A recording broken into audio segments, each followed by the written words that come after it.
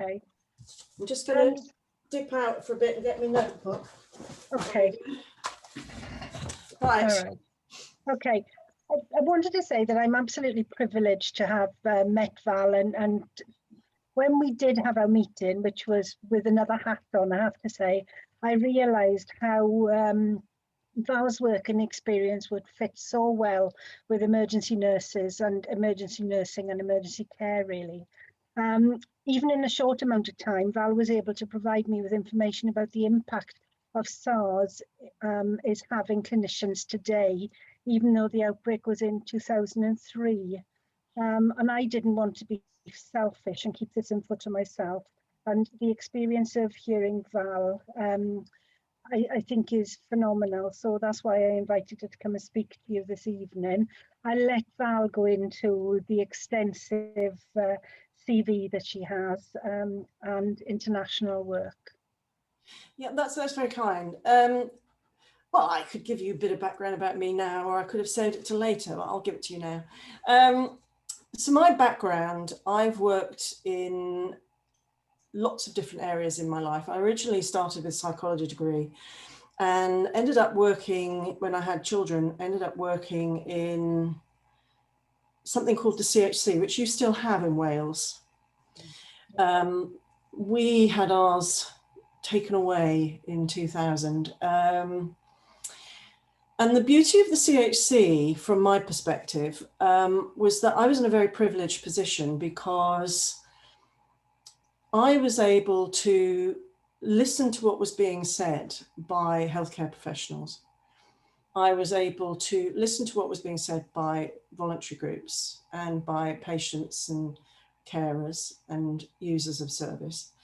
And I was able to say things that other people couldn't say, because although I was paid for by the health authority, regional health authority, I was able to use my experience and hide behind the council and say, but actually these are the things that are wrong. And I became very, very interested in clinical governance, because my interest when I was doing psychology is around organizational behaviors. But I also became very, very interested in leadership and the impact of leadership on organizations, and fascinated to see how strong leaders operate within an organization, and then how weak leaders, when they come, not necessarily weak, but they come in and there's a psychodynamic within the organization that means it doesn't matter how hard they work, they're never really going to manage to cut it. So it's quite interesting seeing these dynamics. And so I was teaching clinical governance and HRM, human resource management, in Hong Kong back in 2003, 2002, 2004. And it was at the time of the SARS epidemic. And I don't know if you know very much about SARS, but it was the forerunner, if you like, of COVID. And it was more, its mortality rate was higher, but it was less infectious. And the thing that struck me, I was teaching in air-conditioned classrooms, and we'd fly out, and I had, I suppose you could say, a reaction to the air conditioning. So I used to have a cough, a dry cough. And I noticed that I'd start coughing in my first classroom and half the classroom would disappear. And I think, oh, and I didn't quite understand this. And I noticed that half the classroom were wearing masks. And I thought, oh, right, you know. And then I was asked to go out and teach again in 2012. And I went out again in 2012, teaching HRM and change management.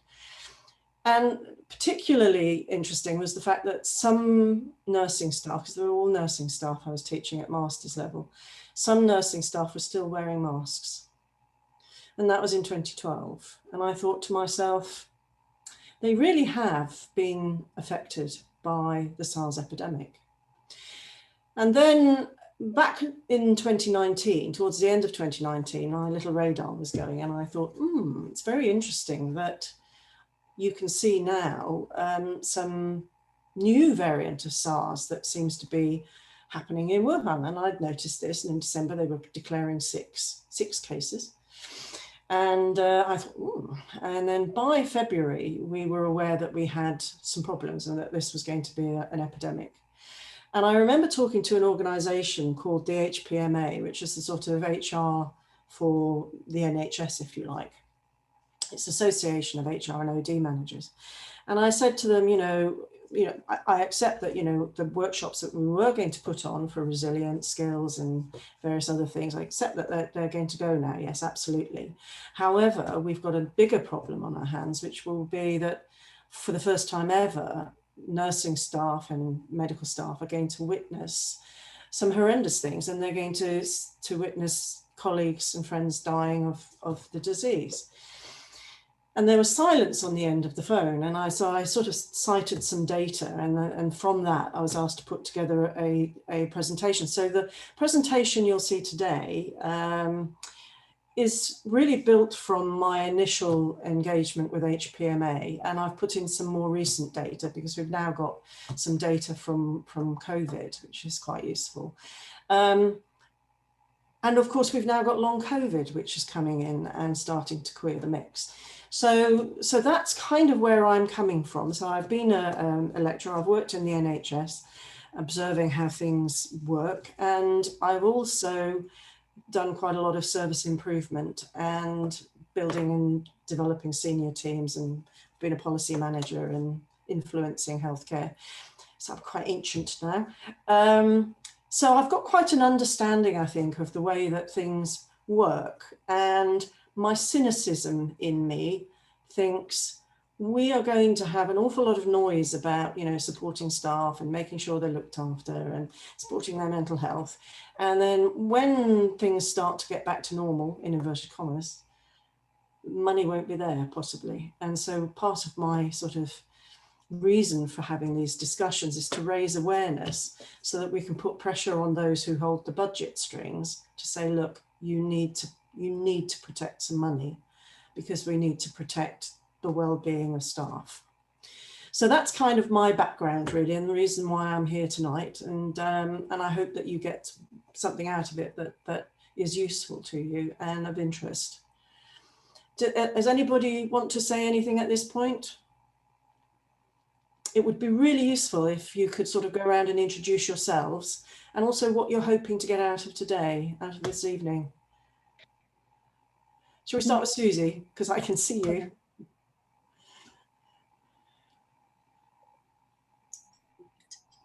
Hi, yeah, I'm Susie. I'm an emergency nurse practitioner in the Meath Port Talbot Minor Injuries Unit in South Wales. It's not been as tough for us as I think some of my colleagues in A&E department, but we still have seen quite a brunt of it. And sadly, we have actually lost a colleague to COVID in the last couple of months. So yeah, it's probably affected us quite a lot there. Morale is still up, but I just hope to get some maybe some more information and useful tools that I can take to the department and the staff from this session.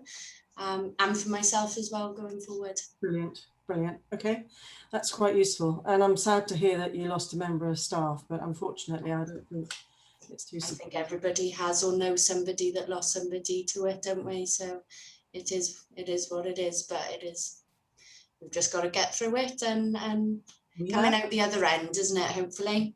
And you've all had your vaccinations, I hope. So I've had mine, so I can put my hand up to that. Okay, so Caroline.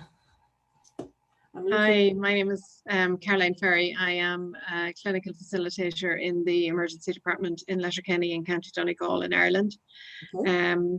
So we've also had quite a run of COVID. January was particularly bad, and we're kind of, I suppose, the end of February, beginning of March, I really felt that staff were absolutely reeling from the psychological effects of it or whatever. It was interesting, I suppose, different people coped differently at different times. I feel like I've kind of fallen flat on my face in the last maybe just few weeks, whereas, kind of around maybe March, April time of last year, there was some other staff who were had massive levels of anxiety, and that's just a personal thing, but like I suppose I kind of feel like I was fine at that stage, and now it's kind of just starting to hit home or whatever. And I think there's a lot of staff like that.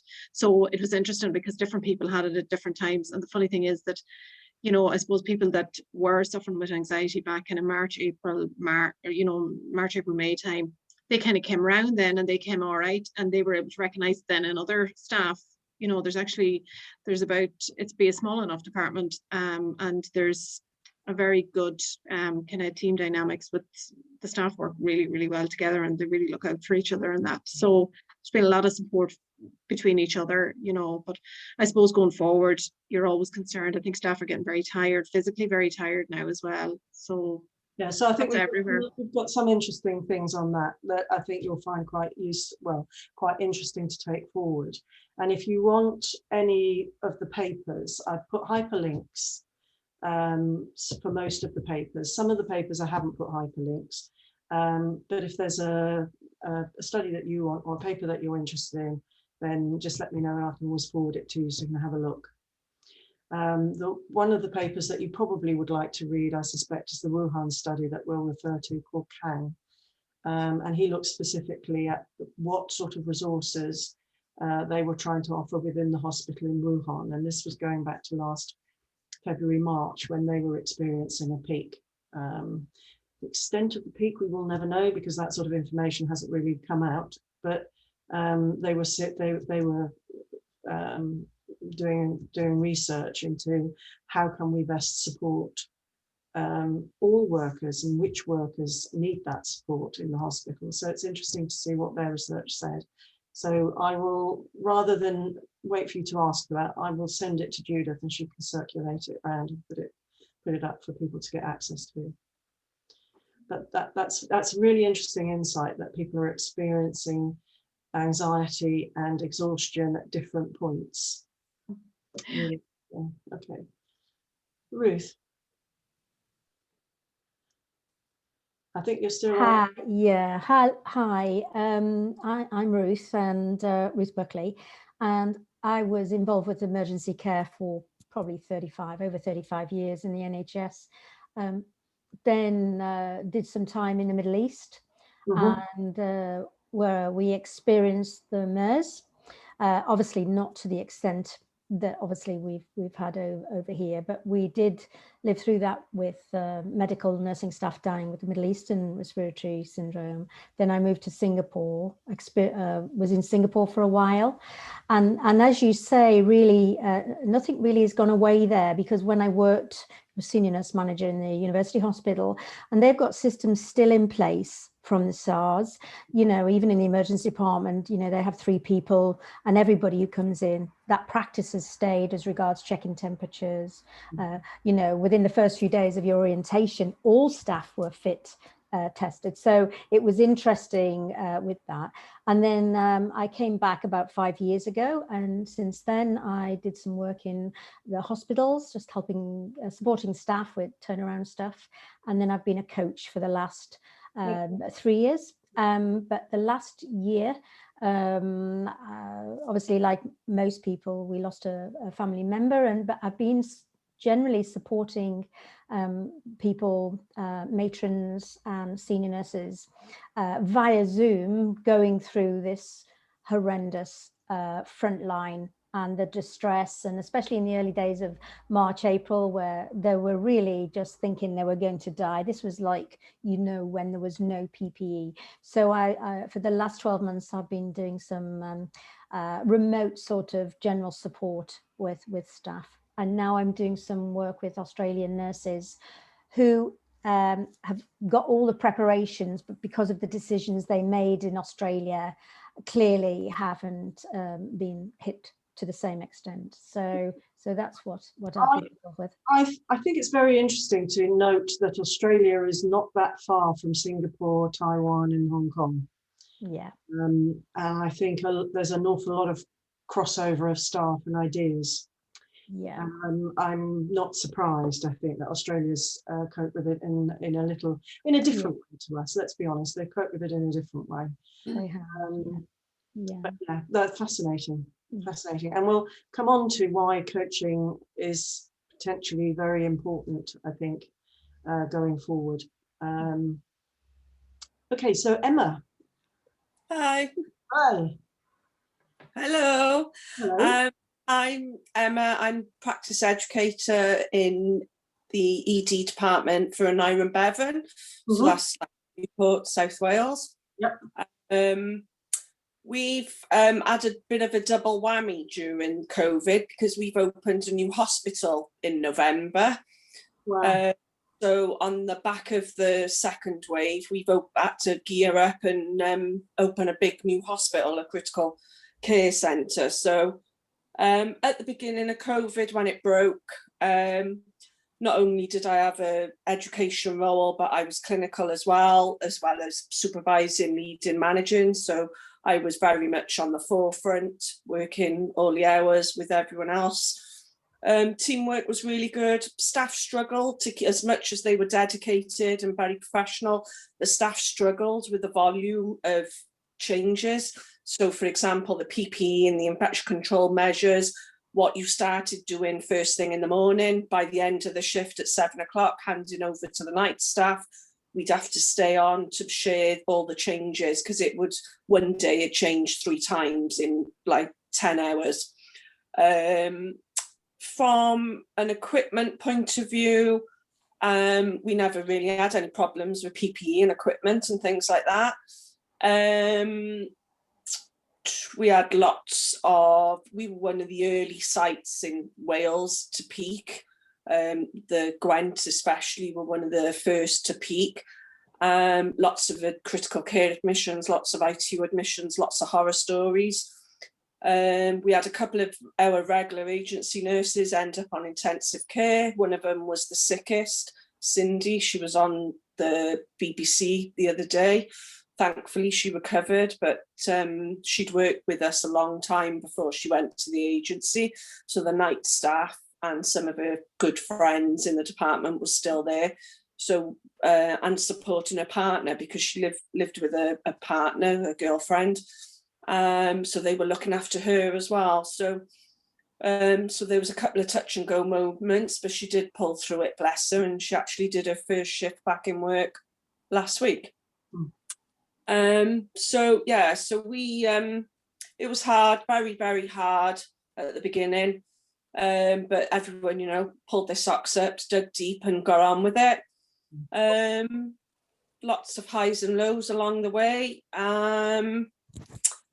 Vaccination programs now, they're all well in the way. The organisation's doing really well. That's affecting education because obviously the education got pulled. So there's lots of pros and cons there. So that's still ongoing. And then opening the hospital in November. So that's really difficult for us. So we've had to work all the hours again to try and get all that kitted up. So, and it's not geared up for all what we needed to do with COVID. So we had to start from scratch, create all new patient flow systems. So the team worked really hard to get all that. But it's, yeah, we needed to move because we needed all the new critical care centre that was up there, not knowing what was going to happen with the second and third wave. But it wasn't quite as bad as they thought. So that was good. But we needed to move. So we had that access. So that was really good. But in A&E, the patient flow is really, we filled on day one and we haven't recovered since. So, and we've had 2 hospitals, north and south of Gwent, come together as one team. So we've had to embed a new team. But saying that, considering how everyone's exhausted and tired and stressed, coming together as a team, we're one of the, in the whole site, we're one of the teams that are like really gelling and getting on really well. So yeah, the staff got to be commended for that. So yeah, so still tough, still digging deep and getting on with it, but people are starting to get exhausted now. Emma, what's the other big thing that you did for your team that you've omitted to say about? Well, did you mention FEN? Yes. So it's amazing what you did there. So I've managed to con the manager or coerce the manager. They had some money that I was made aware of. So I asked if I could spend some of it for the the corporate team to lift the spirits and access training and become part of the faculty. So we've got 140 staff funded for corporate membership. Not all of them have signed up to it yet, so I'm chasing them one by one. Brilliant, brilliant. Yeah, But it influence. was a reward for their efforts during the COVID times, wasn't it? That was what you sold it as. Yeah. Right, So Emma's worked brilliantly hard at that. shall I start sharing the screen? Can everybody see that? Yeah. Yeah, you see that? Okay. We can skip that bit then, because that was about me. There is in the health, I don't know if you know about the Health Service Journal, but I did write an article about the Health Service Journal back in June last year, specifically looking at the impact of SARS on psychological impact of SARS on staff. And my background, I've got I'm qualified Fire OB, MBTI assessor, ACT skills trainer. And I'm also a member of Minds at Work, so I'm quite passionate about mental health at work, because I think most of our problems, we lose very valuable members of staff because of counterproductive work behaviours and things that we'd rather not see in staff. So I'm very interested in that, and I've been supporting GPs recovering from burnout, working with LMCs on that. So today what we're going to go through, we'll look at a bit of the research, the scale of SARS versus COVID. We'll look at some of the psychological features, i.e. the risk factors and the protective factors. And then we're going to look at just some more about ACT. What I'd like to do first, though, is just show you this. My daughter showed it to me on one of her social media channels, and I quite liked it because I thought it really does get across the scale of what we are dealing with. And it looks at the comparative numbers of coronavirus deaths versus deaths from other epidemics since 2000. So we've got, you can see cholera, Ebola, measles, meningitis, all the way down to MERS and swine flu. So, and you've got over here the days. So here we've got day 10. And if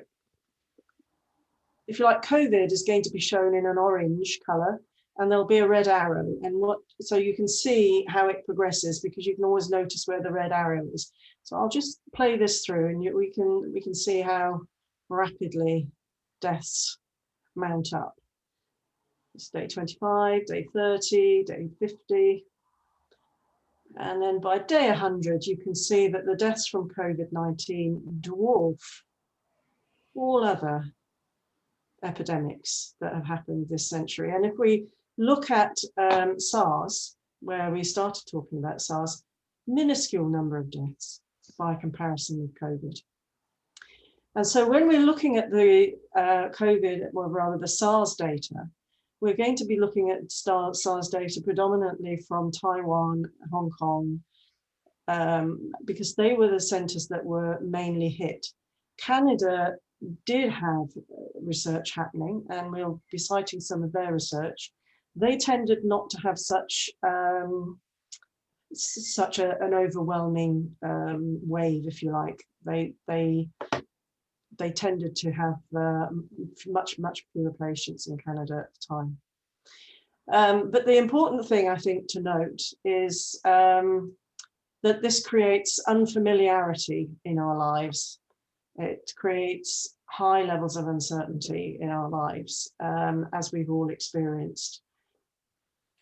And going back to our positive experiences, despite that uncertainty, you know, morale has been amazingly high. There have been really good reports of team bonding, an increased sense of belonging and togetherness. And people have reported that they've managed to achieve things that they wouldn't have been able to achieve if it wasn't the pandemic, because the hierarchies, the professional silos, all of that rubbish would have got in the way. And then suddenly, you know, in the middle of COVID, we managed to do so much more because staff had more autonomy, they were able to take more initiative, or at the front line who felt more in control of some things, less in control of other things. But people, I think, generally have, although it's been very, very busy and people are worn out, there are some little nuggets that have come out of this that actually have shone through, and they've been positive experiences. And I think we can't forget that. But I think the other thing to bear in mind is that we're still probably, well, we're probably not through the worst yet, in the sense that this is a, if you like, a picture of a pandemic.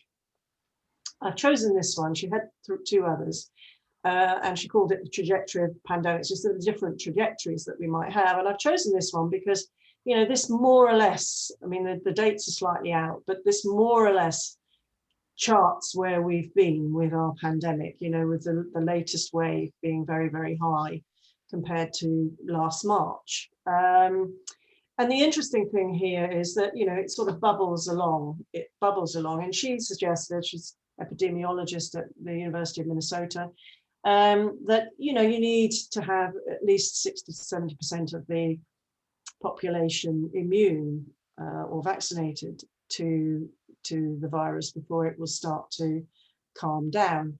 And mitigation measures, we're all too familiar with those, of lockdown, etc. But waiting lists in Wales, I don't know if you know this, but for elective hospital treatment, 540,000 patients in Wales are waiting for their elective treatment because, of course, we couldn't bring them in, we couldn't treat them. And we've seen a 728% increase in those patients waiting over 36 weeks for treatment. So that's a huge backlog. And the focus now is going to be on how do we get rid of the backlog. The other thing that's coming in that we haven't mapped into all of this is post-COVID syndrome. And post-COVID syndrome, I think we're beginning to learn a lot more about it. And it can be quite devastating, and it isn't related to the severity of disease. So if you have mild symptoms, you can develop quite debilitating long COVID. And the BMA recently said burnout and workload levels are at an all-time high. I think that's what we've all been talking about. And many staff will leave the pandemic with PTSD, which is quite a stark statement when we think about it. So let's see what sort of lessons we can learn from the SARS epidemic, and we'll look at the physical impact. So the study that was done by Lam in 2009 found that 40% of people who were recovering from SARS still had chronic fatigue symptoms 3.5 years after being diagnosed. They also found that healthcare workers were disproportionately affected by persistent and significant impairment of exercise capacity and their health status over 2 years. And there was therefore more marked adverse impact among healthcare workers. Now, the other thing, so if we're looking at our teams and we're looking at supporting our teams and we're looking at sustainability of service, the other thing that's quite important to note is that nearly 30% of healthcare workers have not returned to work after 2 years of illness, after their onset of the SARS illness. So this is SARS, remember, so slightly, it's got a different profile to COVID. It had a greater mortality, but it was less infectious. But this is compared, 30% versus 7% of non-healthcare workers is quite a stark statistic.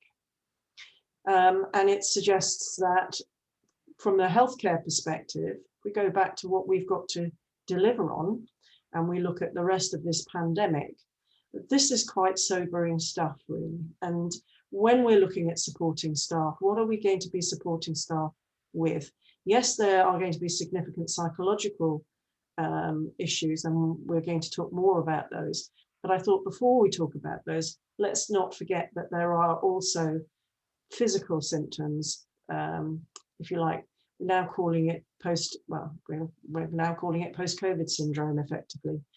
So if people have had symptoms lasting longer than 12 weeks or 3 months, then it's officially designated to be the syndrome.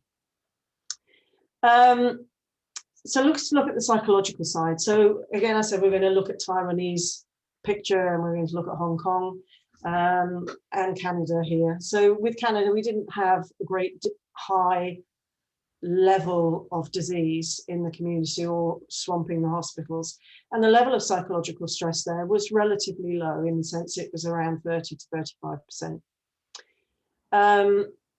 However, in Hong Kong and Taiwan, a significant percentage of staff were feeling levels of high stress during the pandemic. And 57% of staff went on to experience that as psychological distress. We'll talk a little bit about the difference between stress and psychological distress in a little while. Very high figures, very high proportion of staff.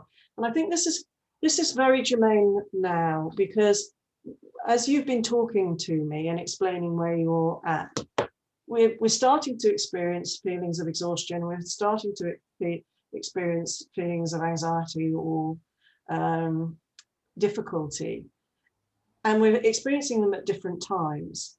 But the important thing to take away from tonight, I think, is that psychological distress emerges gradually. It's not something that just suddenly arrives. It emerges gradually, and we often don't notice that we've got it, if that makes sense. And the symptoms appear after the trauma, and the symptoms persist for a long time, as we've seen, 2 to 3 years. In some cases, as we can see in the next point, 40% of healthcare workers with post-traumatic stress experience symptoms after 3 years. So they still were experiencing PTSD. But we also see anxiety, depression, as well as insomnia and acute stress during the course of these pandemics. This was from a Wuhan study that I referred to. They looked at around 1,000 people in a hospital, and they screened them. And they screened them for depression, anxiety, insomnia, and PTSD. And the proportions of staff who experienced severe clinical symptoms of PTSD mainly, but also depression, was 6%. 23% had moderate symptoms, and so therefore anxiety was starting to be an issue, depression and PTSD, as well as insomnia showing. And then mild symptoms, less so acute stress or PTSD, more so anxiety and insomnia. And then there's around nearly 40% who had no symptoms at all. They weren't really affected by the pandemic at all. So actually, when we're starting to think about, well, how can we support and manage this group? Because actually, we can start to profile, we can start to screen, we can start to put in place things that will enable us to help identify those with moderate symptoms and mild symptoms. Those with severe symptoms are clearly going to need to be referred into the psychiatric service, and certainly probably need pharmacological treatment. Moderate symptoms to mild symptoms very much depend on the individual, and the Wuhan paper will actually sort of explain to you some of the things that they put in place to try and support staff, and some of the things that they thought would work that didn't. So from my perspective, there's something about mental health first aid. Are you familiar with mental health first aid? Yeah. So most hospitals have mental health first aid, and they tick the box. But actually, most people don't know what it is. They don't know who's doing it. They don't know who's the mental health first aider. It isn't something that's even done in onboarding, which I would argue it should be. There's something about ACT resilience training, which I can talk to you a little bit about later. There's self-help. A lot of particularly no symptom and mild symptoms wanted self-help. and they would explore their self-help options, and particularly those who were not really adversely affected by the epidemic wanted to have skills to support others, colleagues who they saw were distressed. So that came out to me as quite unusual, because normally we would look at, well, what do we have to do to support those who are feeling distressed, not what do we need to give other members of staff to support their colleagues. And that came out quite strongly. The reason why I think coaching is very important, for example, but also having the very tight-knit group is the evidence we'll come on to will suggest that actually getting that support from your peers is really quite important, okay? And of course, there are self-assessment tools and personal resilience planning tools. Have any of you used any self-assessment screening tools at all for depression or PTSD or? No? Yes, you have. So Emma, do you want to talk a little bit about that? So we had wellbeing involved at various stages during the year, and they've just things where they've sent online and a wellbeing links. There's some stuff advertised in the Royal College of Emergency Nursing as well, the medicine, the Archem, that you could self-assess and read materials, and they're just the scoring systems, just like the GP, what the GP would use. Yeah. Anxiety scoring systems or sleep scoring systems. So I think some of the staff have found it quite useful. Some of the staff, we had regular visits, drop-in clinics as well, set up for the psychologists and the wellbeing team. So the staff had that support. Not everybody engaged with it, but those that did found it useful. Yeah. And I think what you tend to find is that there will be some people who will engage with it, possibly because they've got mild or moderate symptoms, but those with severe symptoms probably won't engage with it. And probably you'll probably see them starting to go off sick. So that, and they definitely prefer the one-to-one support rather than the drop-ins. So the other thing to bear in mind is that the biggest direct exposure, or biggest risk to having psychological distress is exposure to COVID patients, not surprisingly. The prevalence of psychological distress in healthcare workers is higher than that would be experienced in the general population. So clearly the epidemic is having an impact on psychological health. Sangria, who's published his paper about COVID in 2020, so it's a relatively recent paper, it was published last August, also found that healthcare workers who had fewer years experience had worse outcomes. So again, that's something that we can have in the back of our minds when we're starting to think about which members of my team, which members of the staff in the unit may be suffering or struggling more than others. The other important thing to note, and this will come through many studies, greater prevalence among nurses. And they're experiencing acute stress response, and they're also experiencing PTSD, and they're more likely to suffer that. Doctors are at greater risk of insomnia. Doctors have a different coping mechanism, have different coping responses to nurses, and that's been postulated as one reason why they probably get they become more resilient in some ways. So if we're going to look at the vulnerable groups, obviously being a healthcare worker, having long COVID or having contracted COVID, significant risk factors, as is being part-time. And they've suggested that that might be because people are needing that support group around them, and that when they're part-time, they don't necessarily have that. I'm not so sure that's the answer. I think part-time nurses particularly actually have caring commitments, and that's why they're part-time. And so that then feeds into the social factors about, risk factors of not having necessarily the support you need, or perhaps being worrying about taking the infection home to your family. But certainly younger aged professionals with less work experience often are more susceptible to psychological harm. If they've had a previous mental health condition, and we know Black, Asian and ethnic minority communities are at greater risk of contracting COVID, they may also be at greater risk.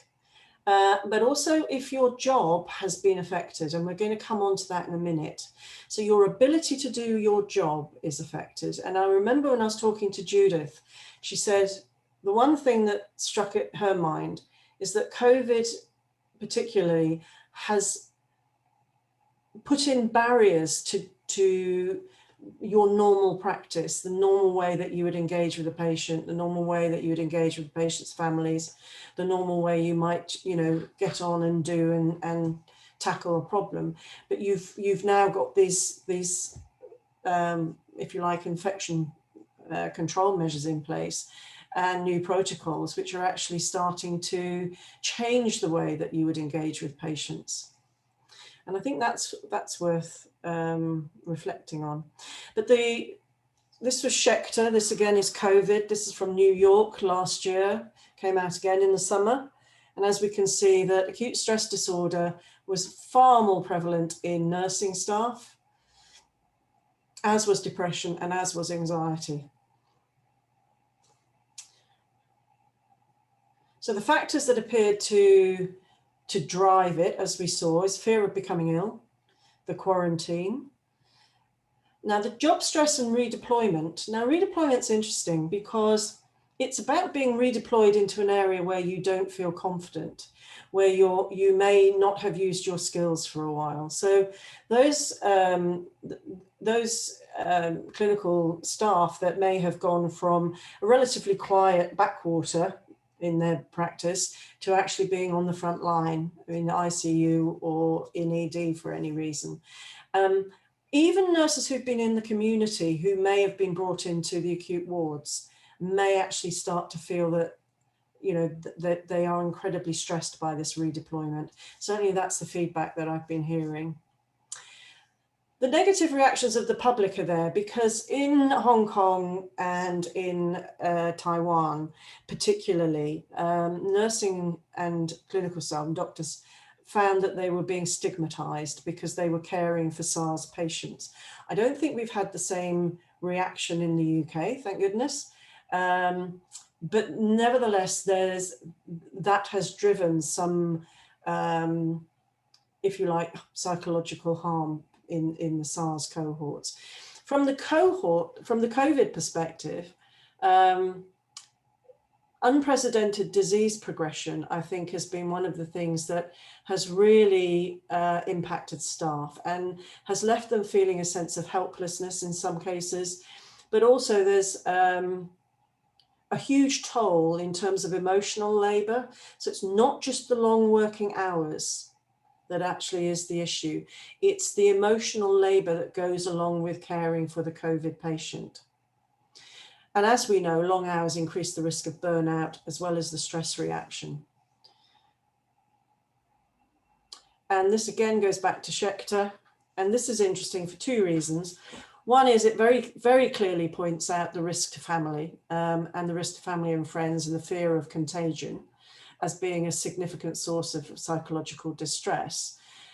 But it also points out that redeployment or triage rationing decisions, changes with the way that you work, were actually quite significant in promoting psychological distress. And the lack of certainty around treatment guidelines and uncertainty about clinicians' status, about uncertainty of contracting the disease, contact with patients. So quite a lot of things that were picked out in the Schechter study. Sainsbury suggests that, you know, we need to start thinking about vicarious and secondary traumatization. So we've had COVID. We recognise that a lot of staff have been traumatized by COVID. You remember back to an earlier slide, that 94% of Taiwanese doctors perceived the SARS epidemic as a traumatic experience. And when we have something like an epidemic or other trauma, it affects people, as we know, in a vicarious way. And the signs that we see are things like, very similar to burnout, starting to see the world in a very negative way, being very cynical, starting to feel unsafe, becoming a little bit more anxious, reduced connection to work, less interest in others, if you like, an increased negative effect or low mood.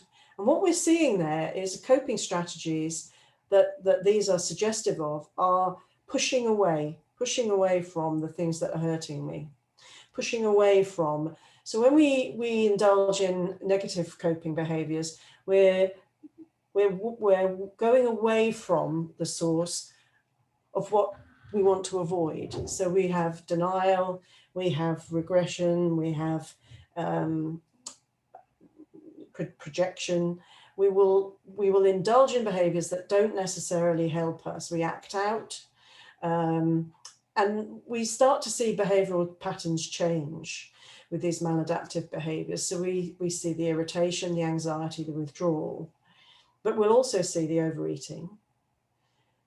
And we also see things like substance abuse. So people may start to drink more, they may start to take some drugs to get them to sleep, to keep asleep, to keep them awake. They might start drinking alcohol more.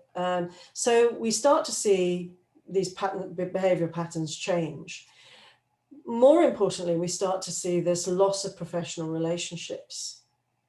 And as I said before, the trusted professional relationship is the thing that really starts to support people and has been shown to support healthcare professionals in maintaining psychological health. But the bottom line is, not surprisingly, very similar, if you like, spectrum of problems to burnout. We have difficulty in performing tasks. So what helps us, what buffers us from all of this? As we talked about before, if we've got some time in the job and we've got good skills and we've got expertise, we actually are at less risk of emotional distress. And there is a study that was done in Canada for SARS, again, suggesting that those clinicians who worked in high intensity, high risk work settings were actually less likely to experience post-traumatic stress or distress in the wake of SARS. Strong values like altruism and a strong sense of meaning have been shown to buffer against burnout in medicine. And then, as we said, positive coping styles. So positive coping styles are things like problem solving, moving towards something you want, as opposed to pushing something away you don't want. So planning, being proactive about planning. So psychological flexibility is one way of looking at our ability to maintain positive coping styles. And we'll look at a little bit more into that in a minute. What I'd like you to do first, because I've done a lot of talking, is really just to think quietly together, but quietly on your own, about how you experience, so that's how do you feel, do you think, and do you behave when you're not stressed, when life is going fine, it's going swimmingly. How do you feel? And then I want you to think about, how do you think, feel, or act, behave, how do you experience time when you're highly stressed? So there's a lot of demands going on, feeling very stressed. What's going on for you in your body? What's going on in your mind? How are you behaving? And similarly, I'd like you to think about when you're feeling in a low mood, when you're feeling pretty down, again, how are you feeling? how are you experiencing the world? How are you behaving? How are you acting? And then we'll just share our experiences on that for a while, in a little while. Okay. So does anybody want to be the first to kick off about how you think, feel, act when you're not stressed? I think if we all unmute, we can all kind of engage in the conversation.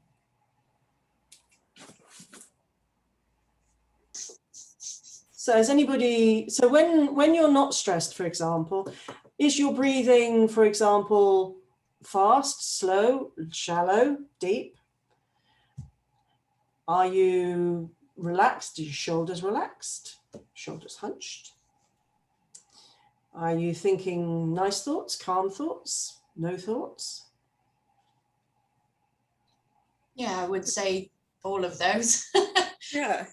Sums it up. I tend to feel quite, not that it happens often these days that I feel very relaxed, but I try and try and do you know, have some baths now and then. I've got a back massager and try and make some time to do some social things, you know, walking, listening to music, things that just try and relax my mind and take it off of work. But yeah, I must say that it just feels, yeah, a little less tense. I get less headaches.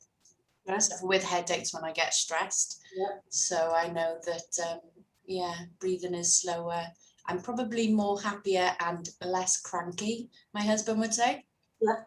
Yeah. I can be a little bit snappy and short if I'm a bit tired. I'm sure we all are. But so I can I recognize when I'm a little bit stressed now and try and change it.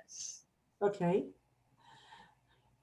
What about, sorry? If I'm highly stressed, my mind's overtime. Yeah. So as much as I want to be productive and I want to jump from one ship to the other because time is of the essence and you're trying to multi-skill, when I come home then, especially if I've been clinical and there's lots of patients or situations have happened, I'm playing them over and over and over and over, and I find it really hard to switch off. Yeah. Yeah. Yeah.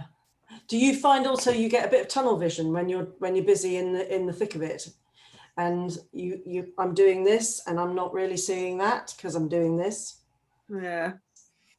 Yeah, I can do, because it depends on whether I'm there it depends on whether I'm in the numbers as one of the nurses. Yep. So I've got a designated area or designated set of patients to look after, or if I'm there as an educator, as a support person, where I've got more of that overview, because I'll be pulled left, right and centre to help whoever needs help. So it depends what role I'm in as well, so it does vary. Yeah. Okay, and what about anybody who's got experience of feeling in a low mood?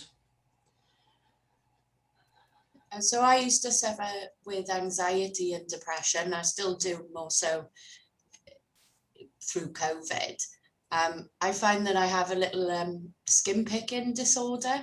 That I tend to pick the skin around my nails quite a lot. Yeah. When I'm in a low mood or when I'm anxious.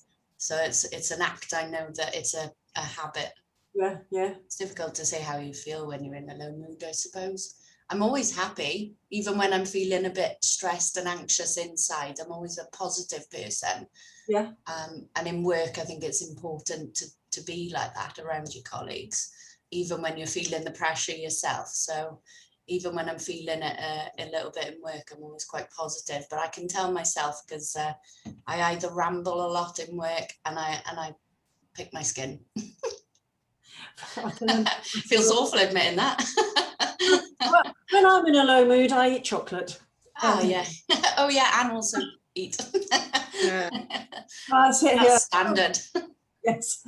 Well, I do wish I didn't eat chocolates. I need to lose the weight, but with COVID, it's just gone in the opposite direction.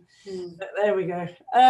So there's a very useful model of looking at this. So when we're in our window of tolerance, so this blue zone, we're as we said, we're calm, we're engaged, we're clear thinking, you know, we actually have appropriate responses to things when we're in that zone. You know, we don't get things out of proportion, and we're pretty rational, you know, most of the time probably, but we're calm, and and we're in the present. We tend to be in the present more.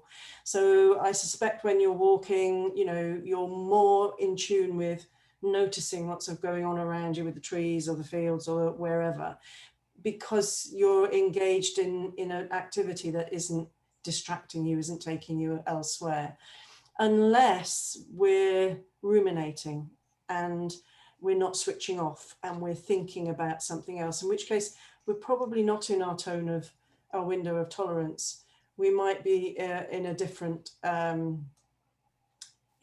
state. So what we find that takes us out of the window of tolerance is a fear of losing control or feeling unsafe. And as we saw before, that one of the problems, one of the symptoms, if you like, of psychological harm or psychological distress is that feeling of being unsafe, a feeling of abandonment, feeling of rejection, and also these existential thoughts and threats. So the feeling that COVID actually, you know, I could get it, my family could get it. And the unconscious thoughts that produce bodily sensations that we may not necessarily be aware of because they're unconscious, but we may experience them as sensations. So we might get, you know, the butterflies in the tummy type sensations, or the heart might beat faster, or the breathing might get shallower but faster.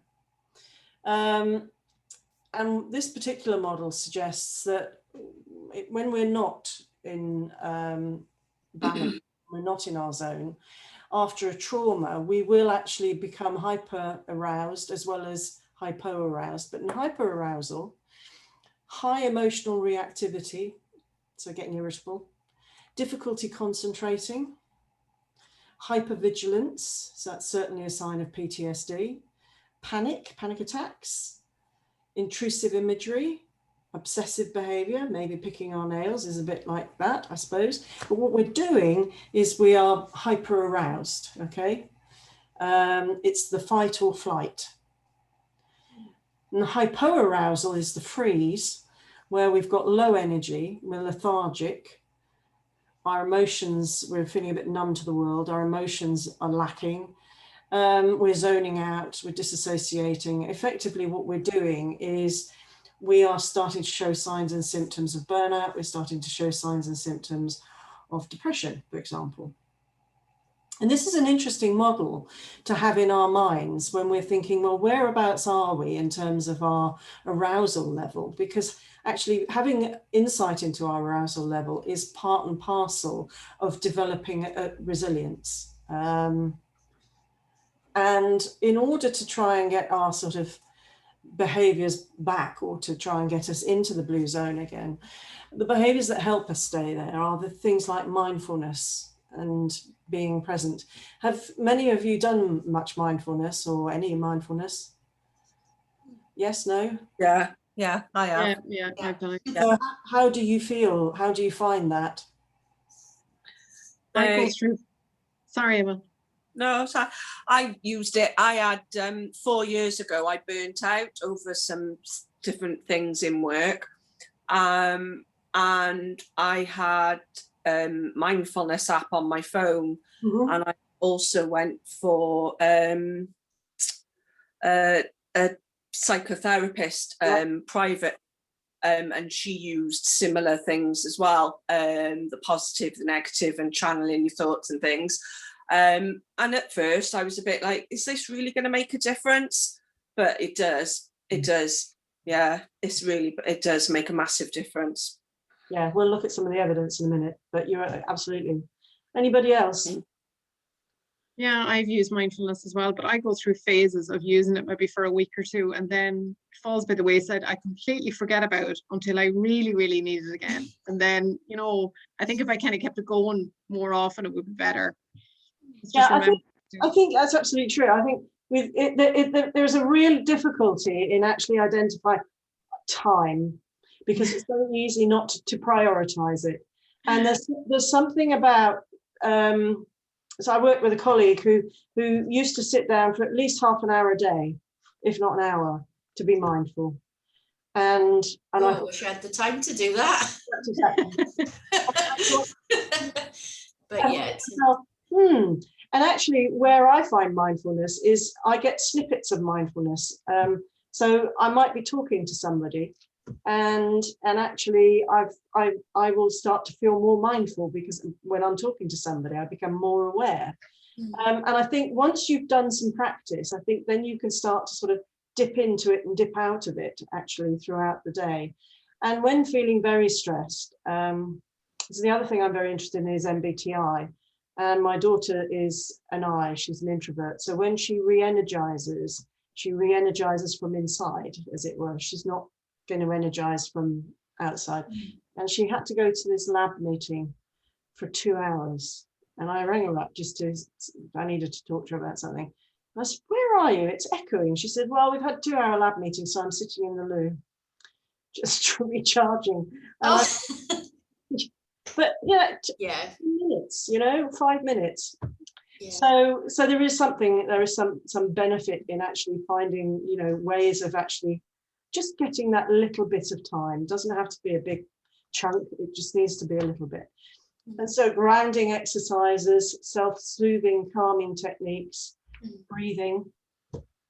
And a lot of things here around ACT, which we'll come on to talk to you about, which is around awareness of self-limiting beliefs, unhelpful thoughts, emotions and feelings, that actually dealing with those in a skillful way actually can help us stay in that blue zone. And it's preventative.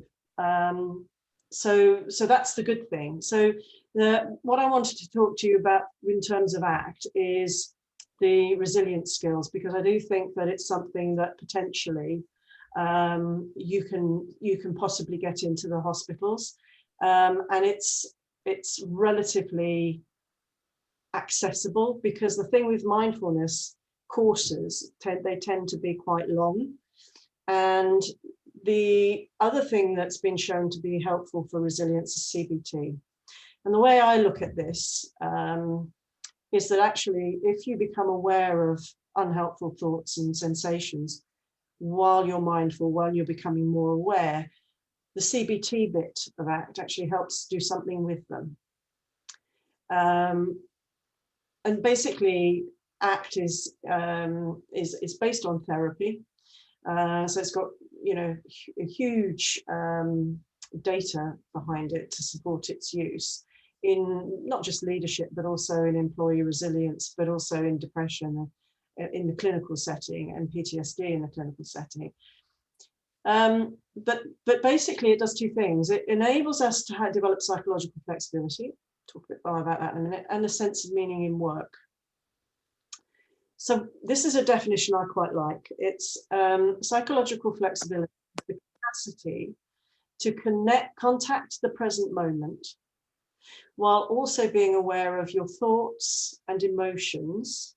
And this is the important bit, without trying to change those private experiences or be adversely controlled by them. So it's not like a therapy. It's not like saying, this is a negative emotion, we must try and make it a positive emotion. It's not trying to just focus on the positive. It's actually accepting that some of the things that we experience in our life are negative, and we need to just be aware of them and walk along with them and accept them. And if we need to change them, and that would depend on the situation, we can either have them persist or we can change them. But we do it from a position of knowledge and of purpose, which is we have pursuit of values and goals. So it's, how do I want to show up in a meeting? Why am I doing this particular work? As long as I'm clear about that, then I can move towards it. I'm not going to be moving away from it. And that's the principle of ACT. Lots of tools and techniques that are very, very useful in helping us reflect on our behavior. So with nurses particularly who are used to reflective practice, it's really useful to use things like the ACT matrix, where you can actually start to say, well, what do I want to do and how do I want to show up? what is actually happening in me that's preventing me from doing that? What am I thinking? What am I experiencing? What am I saying? How am I behaving as a result of that? And how might I act differently next time? But the root of all of this is self-care. I will always protect myself. I will always be kind to myself. So fundamentally, just the psychological state, awareness of that psychological state helps clinicians regulate their emotions, so says Sainsbury. And basically self-awareness, we know this, self-awareness is really important to helping us maintain our sense of resilience, as is positive coping strategies. We're aware of that, but also we now know that having a sense of meaning, sense of strong values is very important to helping us maintain our sense of resilience.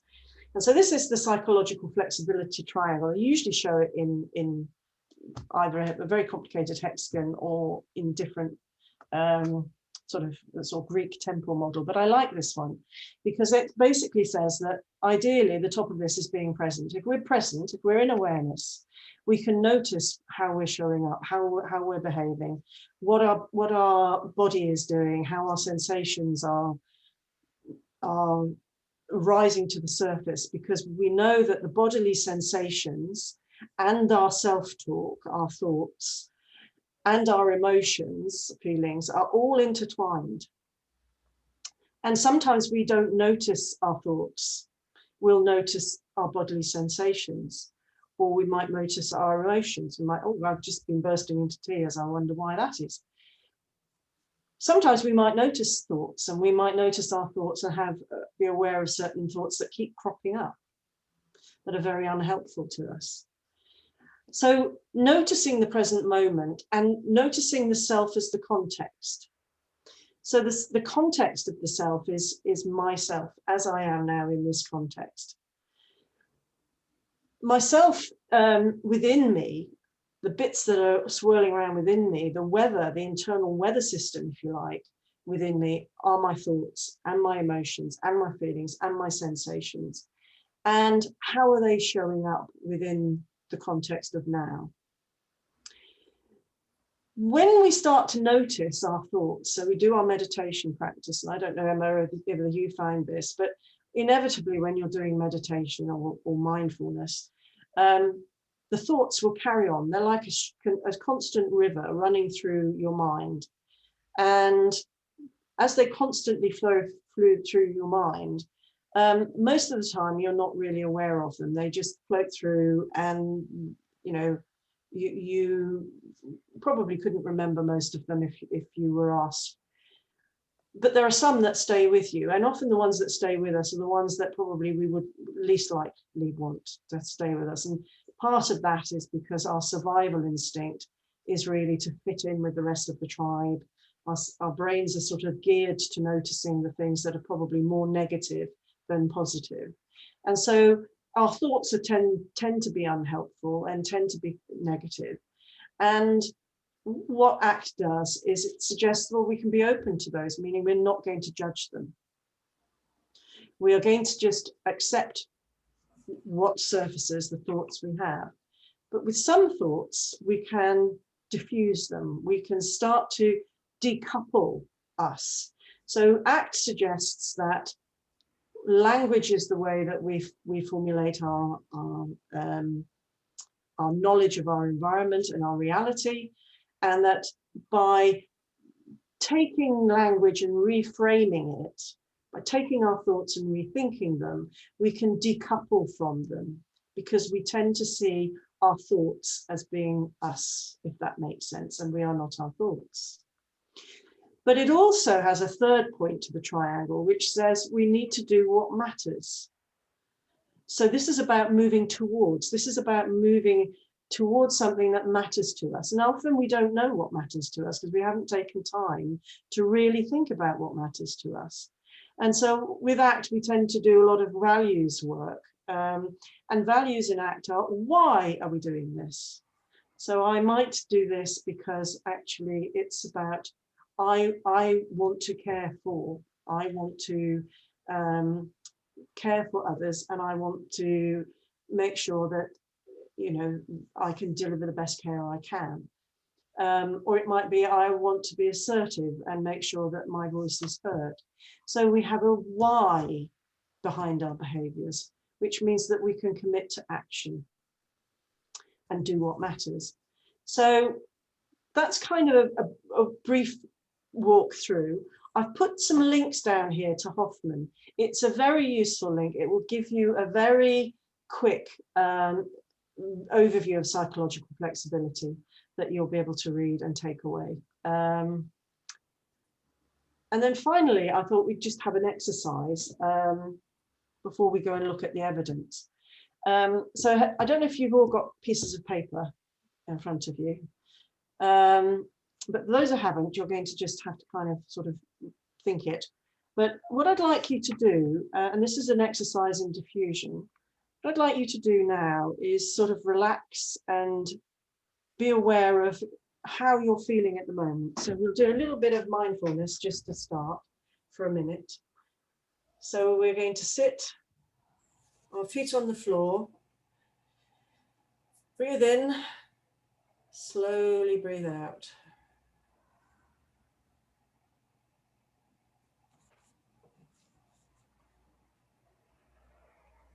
Breathe in.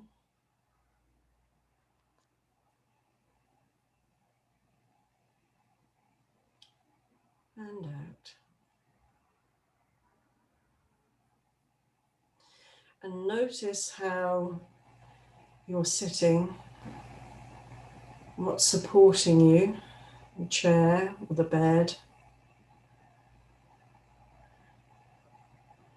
Notice the feelings in your feet, in your lower legs, your thighs, and your lower back, up to your shoulders. Breathing in. Notice how the breath enters the body. Breathing out into the arms and to the head. Now, while you're sitting there relaxed, I want you to think of a thought that you often have. It's an unhelpful thought, it's a bothering thought. So I have a thought, I'm rubbish at that. I often find that I get worried about things because I think I'm rubbish at that, I'm just getting messed up, I'm just rubbish at that. And then when that happens, I notice things in my body. So I want you to think of your thought, the thought that doesn't really help you, that sort of pops into your head occasionally. It's an unhelpful thought. Notice how you're feeling. Notice how your body's feeling to that. What's your heart doing? What's your breathing doing? Okay. Now I want you to put in front of that thought the words, I am having the thought that. So I am having the thought that I am rubbish, really rubbish at that. I'm having the thought that. I'm having the thought that. How has that changed? Has that changed anything? How is your body? How's your breathing? How are you experiencing that thought now? And then finally, I want you to add in, I notice I'm having the thought that, in my case, I'm rubbish. I notice I'm having the thought that. I notice I'm having the thought that.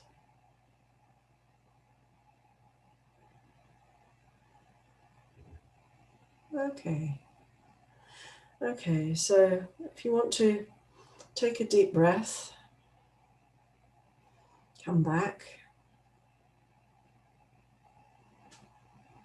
Right, how was that?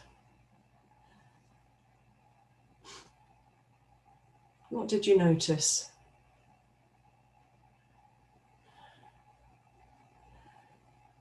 Do you want to unmute? Okay, my shoulders have relaxed and dropped down. Yeah? Yeah, You really do benefit from mindfulness, and I can see this. yeah. So how did it feel when you first had that thought, I am whatever it was?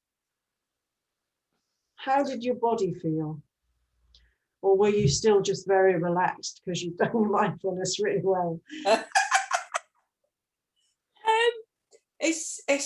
It's almost mind tricks. It's channeling your thoughts, and you can see out what a difference it makes. Or I can feel it, maybe because of my experience 4 years ago, but it's like giving yourself a talking to and refocusing, and it does re-energize you. It does work.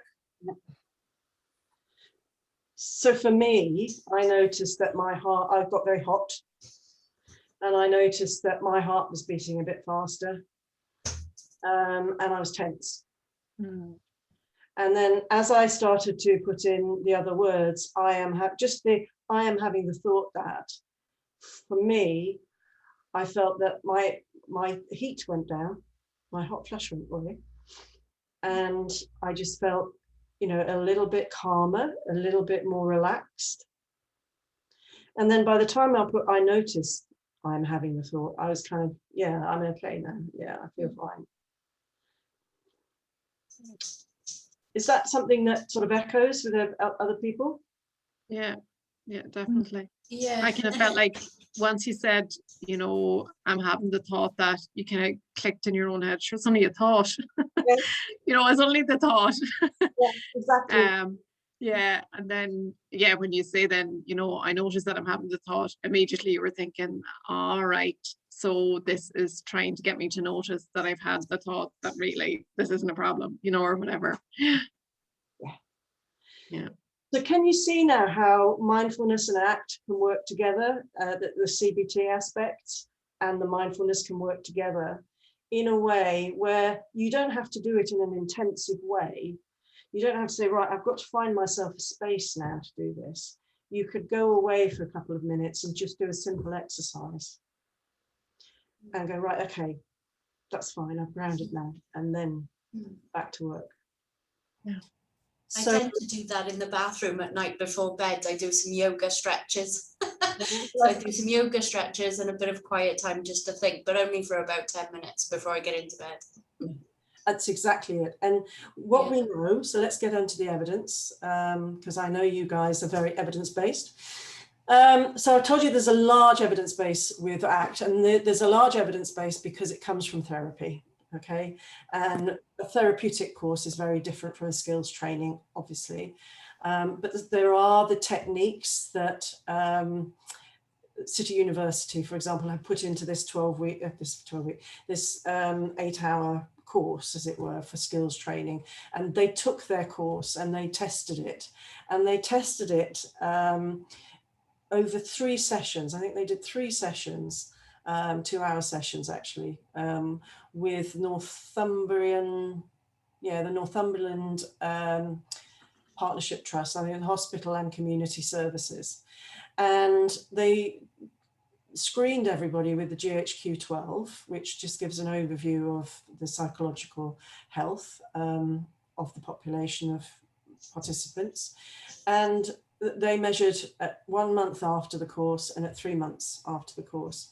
And what you can see here is that the average score before the course was around 4, and that suggests that there were clinically significant psychological distress within the cohort. And at 1 month post the course, that had come down to under 2. And at follow-up 3 months, the benefits had persisted. And what they found was that there was not just increasing mindfulness skills, but people were functioning better at work. Okay. So there's some papers here, Tang and Gottink. I mean, there's many, many more, but there's a huge amount of literature now on mindfulness and structural plasticity in the brain. So we know that emotional and behavioral changes correlate to the functional and structural changes in the brain. So we know that happens. And the key ones for me, when we're looking at burnout, for example, are things like working memory and executive functioning. So often when we're overstressed, when we're starting to burn out, what we're starting to find difficult is planning. We might find difficult to reason properly. We might find it difficult to remember things. People often talk about brain fog. And our emotional responses are not what I'd call stable. So we'll have those feelings of anxiety. We often do the rumination, but there's a lot of fear, there's a lot of anger, there's a lot of irritability. And going back to that window of tolerance, it starts to give us an indication as to, oh, that's interesting. And we see that the amygdala is the part of the brain that's actually quite key to kicking this whole thing off.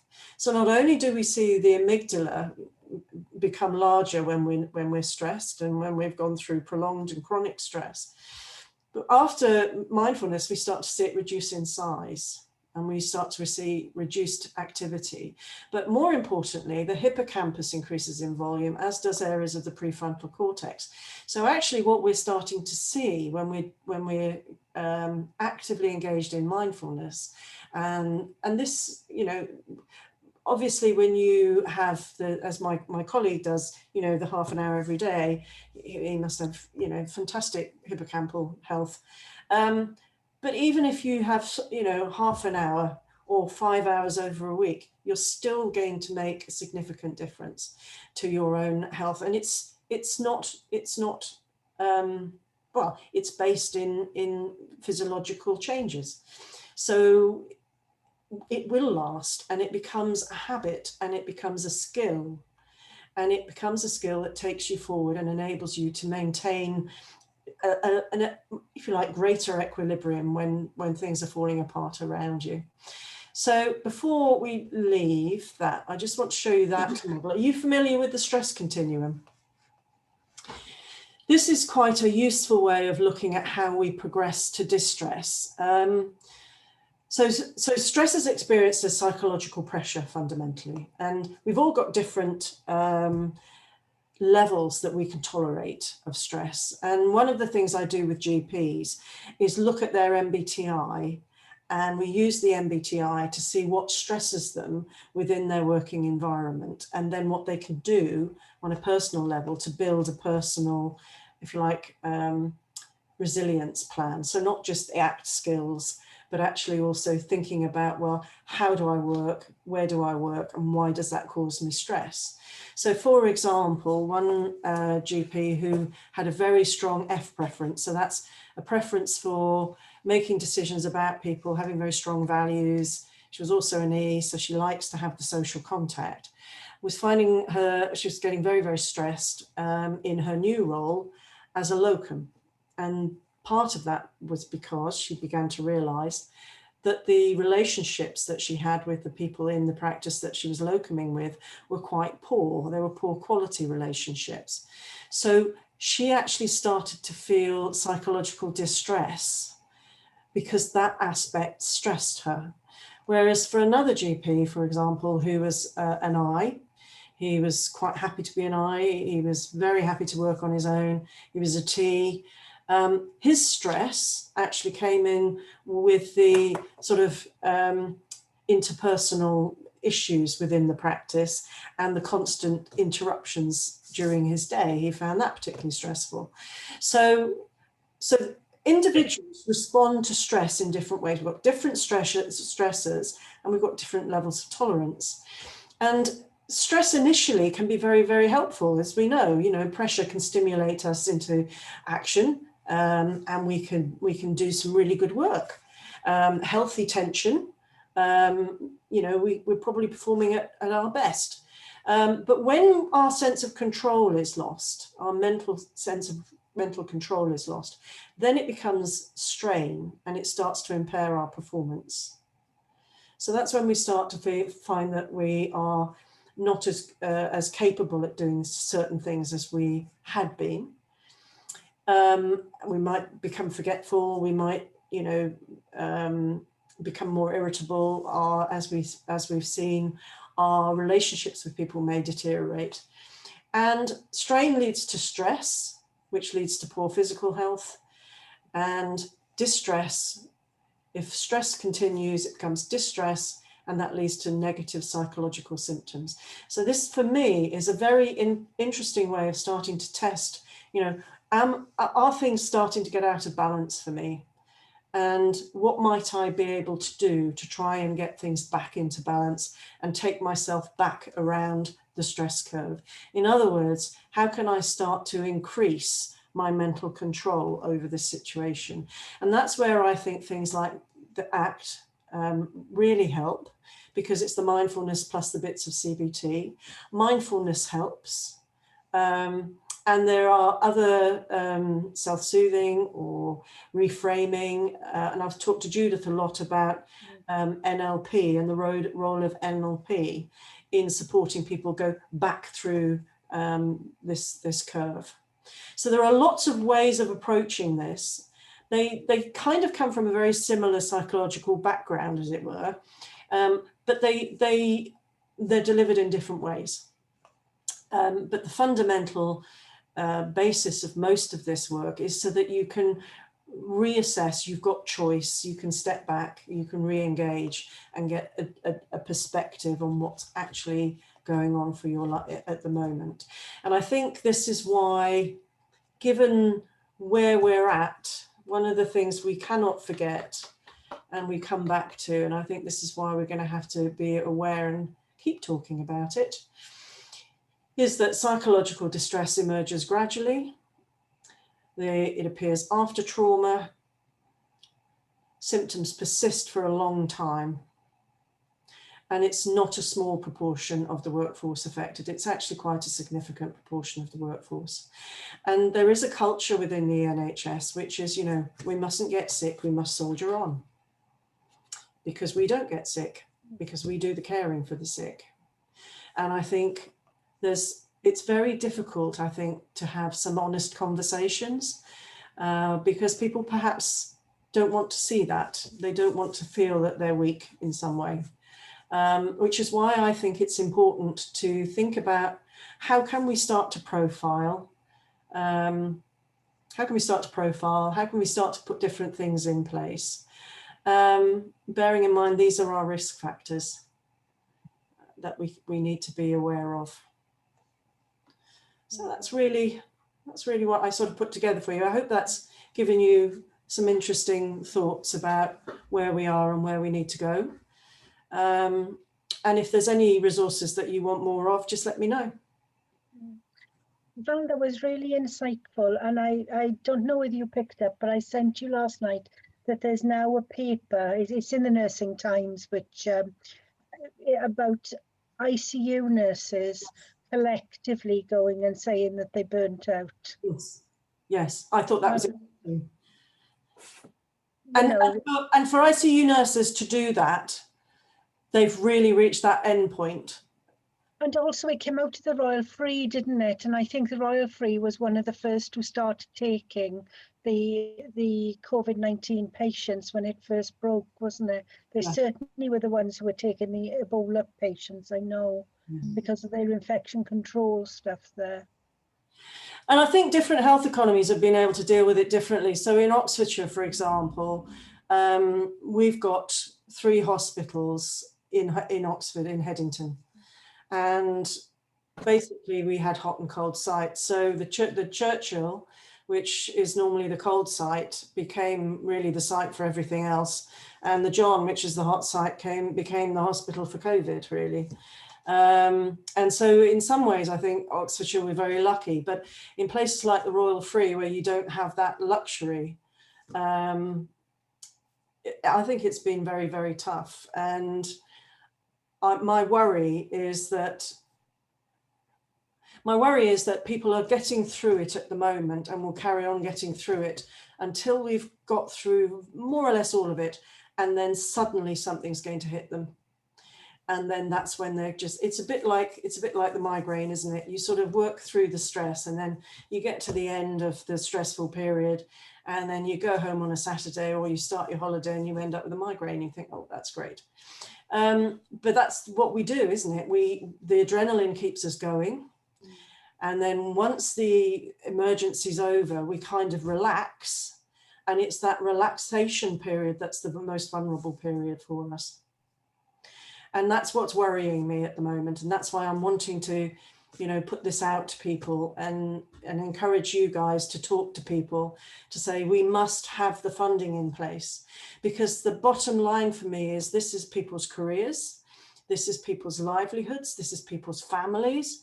And when the psychological distress is going to hit, it's going to be like ripples. It's just going to ripple out. And it's more than just service provision. It's more than sustainable service provision. This is about making sure that we look after, I suppose, our own really, and ensure that, we do the best for them before they reach the worst point. So what can we do that's preventative? I think things like NLP and ACT can be preventative. We can teach people the skills now. We can teach you to teach people the skills now.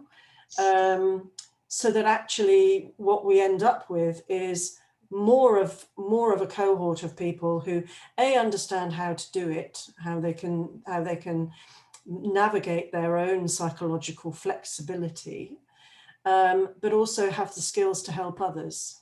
And as you saw today, there are some quite simple techniques that you can use with colleagues, just to say, let's put this into perspective now, shall we? So I think there's something there as well, isn't there, about acknowledging what changes that individuals have had to make in their practice, and the biggest change is in the culture, because there's had to be a cultural shift within emergency nursing to cope with what's going on. I don't know if those who are in clinical practice would agree with that. Talk a little bit more about the cultural shift. What are you seeing? Okay, whereas before COVID, when I was working in the department, if somebody came in and collapsed, you could go straight to them. You didn't have to think about putting PPE on, whether you could use equipment on them, whether you were at risk of anything. You got on and you managed the patient. Whereas now, I think the cultural shift has had to move away from that you can't just go in and do what you used to do. Our staff have really struggled with not having relatives there with patients that are dying. Yeah, same. Yeah. Well, patients One and of the having biggest, that. one of the biggest traumas that the staff are experiencing.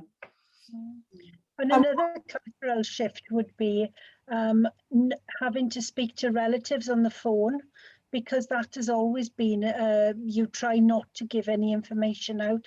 It's almost they're comfortable, or there's been no change, and now here you are with a different culture that if you don't give them any information, they're not able to have anything. Yeah, I was on the receiving end of that when my father was admitted last year to Morriston, and we were allowed into recess for about 15 minutes because he was had a real nasty lorry accident with a severe head injury, and all we got told was that he was quite critical. And then after we were, and I understand 100% how it is in A&E with COVID and everything, we was right in the thick of it. I think it was June or July last year. And that was it. We didn't see him for about 4 weeks, and we couldn't speak to him. We couldn't, me and my two sisters, all we could do was liaise with the nurses, and we knew how busy they were. So it was really difficult getting that information. That was a really stressful time, that was, emotionally, because we just couldn't, we were worried about him, and completely understand, as a working in the department myself, you know, we understood why that was, but it was so hard not getting that information and reassurance and seeing him and being next to his bedside. So there's another aspect to this as well, which is about having to make decisions, triaging decisions that probably in normal world you wouldn't have to make. And aligned with that, out of some of the earlier sort of COVID studies from the Far East, some doctors mainly doctors that they interviewed, were starting to question, and it was raising vocational ethical questions around what is the duty to protect myself and my family, and what is the duty that I've got to my patient and to care for my patient. And particularly in the early stages of the pandemic, when you had problems with PPE and there was a lot of uncertainty, this was a really challenging time where there's been a re-evaluation going on. And I think that some people, well, we know that some people have chosen to say, well, actually enough is enough, I'm going to leave. And whether that's the right decision or the wrong decision, nobody's to judge. But it's a sad decision that they've taken to leave. And what this one particular doctor struck me is he said, I have had to reevaluate, you know, is it my patient or my family? He said, and actually what I've been able to do is rationalize that now, and I've decided on my boundaries. And I thought that was very interesting, that he has managed to find some boundaries that he's comfortable to work within. But I wonder how easy that is for most healthcare professionals to achieve, because it's not a simple thing, because we're dealing with very complex, very difficult situations on a daily basis.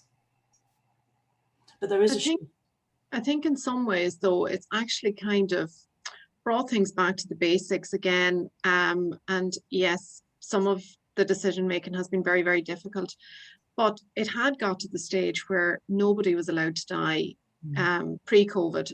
You know, you had very elderly people coming in, being treated, we'll say, with sepsis and getting central lines, arterial lines, you know, and going to intensive care. And really, you know, in many cases, what were you doing but just prolonging the time that they spent in hospital as such, you know, whereas when COVID hit, that sort of thing had to be, I suppose, rethought of.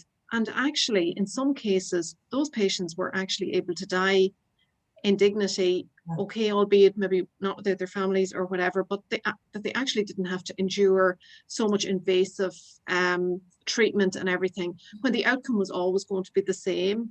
So in some ways, I think COVID kind of opened up that, maybe that discussion again, that, you know, about the ceiling of care and how it should actually be discussed prior to all that. So I would hope that that part will actually continue post-COVID, you know, after all this, that there is actually a discussion with family and with patients, even prior to coming into hospital, that they're, you know, I mean, there's been so many times where there's been elderly patients or patients with very severe comorbidities, you know, and they've had to endure a huge amount of invasive treatment and everything, and then they go to intensive care and everything, and the result is the same, you know. Do you think this might herald a new way of looking at some aspects of palliative care? Yeah, I think so, actually. I think it is. Yeah, I think that like, you know, I know you mentioned earlier some positives come out of COVID, and I think a huge amount of positives also come out of COVID. Even, you know, they talk about post-traumatic stress, but they also talk about post-traumatic growth. You know, when you talk about, you know, when you think about some of the staff, I'm even thinking about some of the staff in our department who were redeployed from other areas, and oh my God, they absolutely shone through and really developed and everything. So there's some really good things from this awful time as well. I think so. And I think therefore going forward, as we saw, getting in proportion, you know, a good 40% to 60% of the workforce, not a problem. But then we're going to find that there'll be, you know, around 20 to well, 25% of the population of healthcare workers, mainly nurses, who probably will struggle. And for me, to make sure we don't lose all of the gains that we've got, it's about making sure we've got the resources in place now to pick up the pieces as they start, as the, if you like, the post-traumatic stress crisis hits, which will be probably in about 3, 4, 5 months time, maybe, when we're sort of through the worst and things have started to calm down and the vaccines have done their bit and we don't see another huge peak. So for me, there's something about enabling people to not just, I suppose, celebrate the fact that they have had that growth and they'll be very strong possibly, but also being aware of those colleagues who may have had that growth, but actually it's also traumatized them in the process. So it's about making sure you've got all of the resources available that people can access, and they know that they can access them. And that's easier said than done, isn't it, at the end of the day? And probably the people, I always remember working in this particular company where they had mindfulness at lunchtime on Thursdays. So from the health and wellbeing division, they ticked a box because we've got mindfulness, haven't we? But the trouble is, the people who needed mindfulness never went. And the people who, you know, oh, it's lunchtime Thursday, yeah, I'll take your shoes off, I'm wandering off now to the boardroom, you know, I'm going to do my mindfulness for an hour, you know, because that's my social, it's what I'm going to do, you know. So there's something about how do you make these things accessible to people who are not in the best place to reach out and take it, if that makes sense. And that's why I think mental health first aid is probably the biggest intervention that needs to happen, because I believe all staff should have knowledge, because all staff have a duty of care to their colleagues. That's my personal. Yeah, definitely. It's like Emma said, not many of her colleagues and the ones that maybe needed it the most attended some of the sessions held by I can imagine that the ones who need it the most are the ones with the personalities who may well suffer more with stress. Yeah, and may end up finding that they're going towards alcohol, in my case chocolate, you know, doing things that are not, you know. So, but I'm not alone, because my whole family resort to chocolate, so I don't feel singled out. So, but it's a huge issue. So I've given you a flavour and a taste. If there is anything that you want more of, more information of, I've done a sort of infographic, but it was done early last year, so it kind of doesn't have the recent data on, but I can send that to Judith as well. And then if there's anything that, you know, I can help you with, just drop me a line or contact me through Judith. Oh, it's brilliant. Thank you very much. Thank you very much. Very interesting. Great. It's been lovely. Thank you. Val, it was amazing. I really enjoyed it. Yeah. I'm so pleased you said yes to come in. It's great. I think you need to do an NLP session. I'd love to join an NLP session. Yeah, same. I'd come. Okie dokie. That's lovely. Thanks very much, everybody. It's great to meet you. I've noticed that I put a typo in my contact us. It's not that. It's in it. So I will correct that and send these slides. And then. Oh, lovely. Thank you. And then yeah, that's brilliant. I'd really appreciate the slides. Lovely. Thanks. Okie dokie. Take care. Bye. Thanks. Thanks a lot. Bye. Bye all. Bye. Thanks, Val.